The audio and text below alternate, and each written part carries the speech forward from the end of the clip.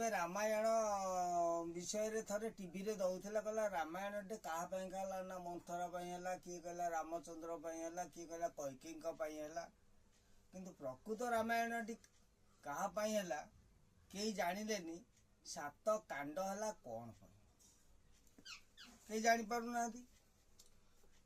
ତେଣୁ କୋଉଥିପାଇଁ ରାମାୟଣଟି 7 କାଣ୍ଡ ହୋଇଲା ଆଉ ମହାଭାରତ 18 ଖଣ୍ଡ ହେଲା, ତାର ବିଷୟ ବି ସବୁ ରହିଛି। କିନ୍ତୁ ଏବେ କହିଲା ତତ୍ତ୍ୱ ବଖାଣିରେ ତୃତୀୟ ଭ୍ରାନ୍ତି ଏ ଭବ ସାଗରୁ ତରିଯାନ୍ତି।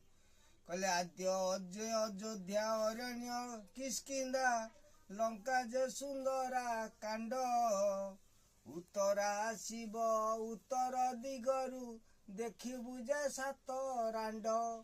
ତେଣୁ 7 କାଣ୍ଡରେ 7 ରାଣ୍ଡଙ୍କ ବିଷୟରେ ଲେଖା ରହିଲା। ଆଉ ସେଇଥିପାଇଁ ରାମଚନ୍ଦ୍ର ବନବାସ ଗଲେ। କିନ୍ତୁ ଆମେ ଏଠି ରାମକୁ ନେଇକି ଲୀଳା କରୁଛେ। କିନ୍ତୁ ଦ୍ୱାପର ତ୍ରେତୟାର ଯେତିକ ଲୀଳା ମାନ ସବୁ କଳିରେ ହବ କିଳା। ବନ୍ଦ କର।